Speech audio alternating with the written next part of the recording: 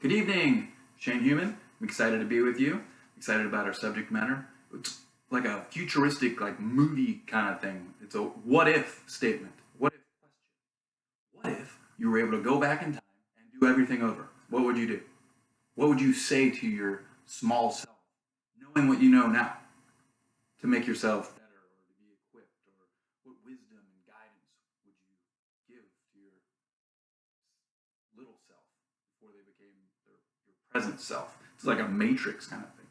I think the first thing I would do is tell myself to play golf. Now, think about it.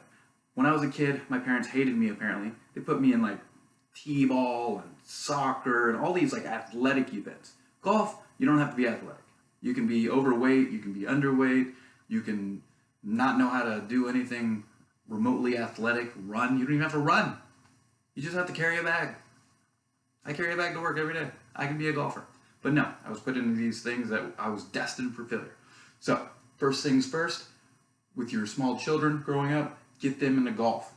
Okay? They will repay you by playing it forever, making a lot of money, and you don't have to do anything. You don't even have to go to school. It'll be great.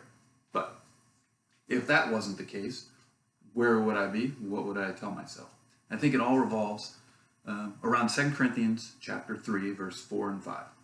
And it says this: such is the confidence that we have through Christ towards God. That's verse 4. Verse 5 says, and this is the kicker, this is amazing, not that we are sufficient in ourselves to claim anything as coming from us, but our sufficiency is from God. Now, I was joking earlier about the golf thing, kind of. But today's also marks my daughter's 13th birthday.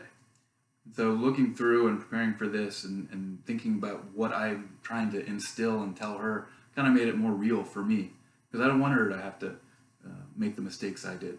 Now, I will preface and say that I would never go back and change any of the things that I've done. Now, I've made mistakes, things that looking back, like, wow, I can't believe I did that. But they've made me into the person that I am today. And for that, I'm grateful. But the key word in that passage there is sufficiency.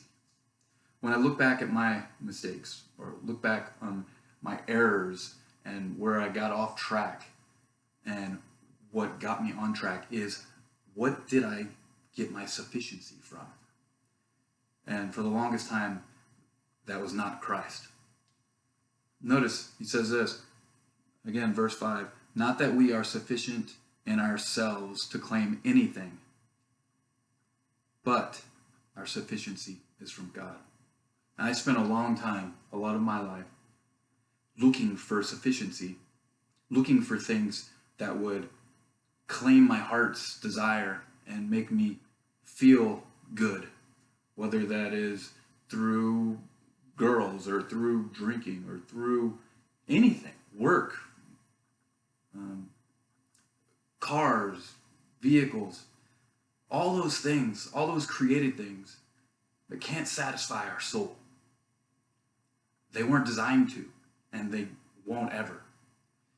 And so one of the things that God's been showing me, and one of the things that I pray that I've been showing my daughters, is that our sufficiency has to come from Christ, because we have a world that is fighting for our heart.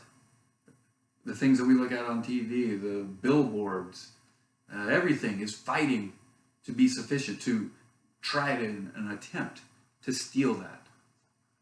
And when we let something else be sufficient, and there's things in life, I would tell myself, and I tell my daughter, is there's things that seem like they feel great.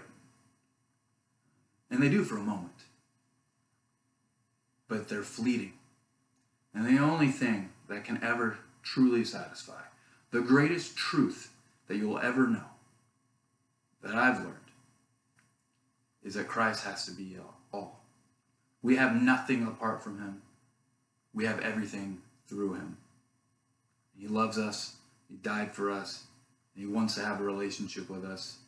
And as I told my daughter last week,